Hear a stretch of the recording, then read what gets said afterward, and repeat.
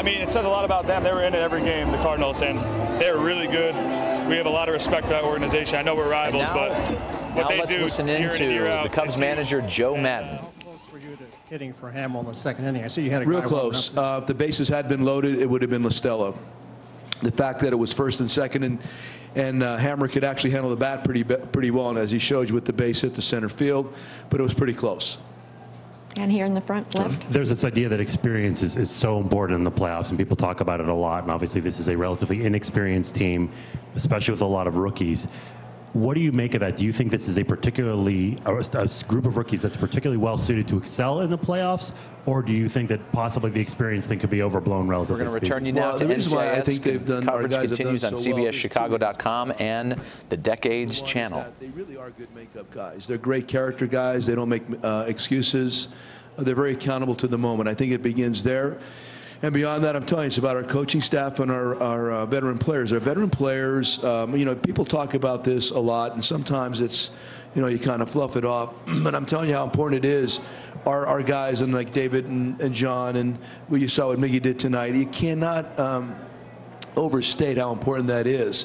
So I think it's a combination of the kids themselves. They're just really accountable. Young baseball players that are very skilled. Combine that with this wonderful group of veterans that give them good information on a daily basis. Everybody bought in. From spring training on, we've been on the same page pretty well. And to have that really occur, the veteran group really has to buy in, because they're the ones that are going to carry the message for you. And I've talked about it all year. So it's a combination of the coaching staff combined with the veterans. And here in front to the right. How would you describe your bullpen and its ability to come through in the clutch tonight? Well, they had a lot of innings to suck up. You know, I just, it's not like Jason was throwing the ball poorly. I just didn't overall like location of some pitches, and I knew I didn't want to wait for us to tie or lose the lead. Eventually they did tie it up. But I don't want to not be proactive in advance of the game being tied. So did what we did. The bullpen was fabulous. Grimmer really set the tone for the bullpen. The two lefties, Travis Wood and Clayton, had a big out facing one hitter there. So up and down, I mean, they were all wonderful. I mean, even Cahill gave up a couple runs, but he threw the ball great. I mean, it's a two-strike base hit down the right field line. And he elevated a changeup to Moss. Otherwise, I mean, he had great stuff too. So from the beginning to the end, the bullpen was fabulous. And right in the front center. Joe, did the second and fourth games go about as you'd scripted? The starters give you whatever they could, and a lot of relievers are going to be in the game? Well, we were kind of like toying with that idea during the course of the season. I know you're aware that we did run some bullpen games during the course of the year. And the fact when you have Travis Wood and then Trevor Cahill showing up, and even Clayton, although I did not use him in a more elongated role, is capable of 2+ innings. So we had those kind of guys that kind of match up to the other team. Especially Cahill and Trevor, Clayton, in the sense they put the ball on the ground. Travis Wood doesn't know a right-handed hitter from a left-handed hitter. He's kind of neutral. And the center. On the bullpen a little bit more, you had 3 guys getting big outs there who'd been DFA'd at some point this season.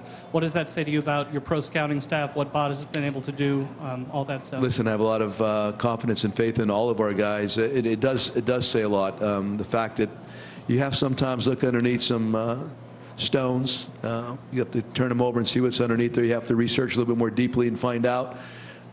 Because, I mean, I haven't seen Cahill throw a whole lot, and neither Clayton prior to them coming to us. Of course, Fernando and I go way back. But it's the group. I mean, listen, our group is very thorough, to say the least.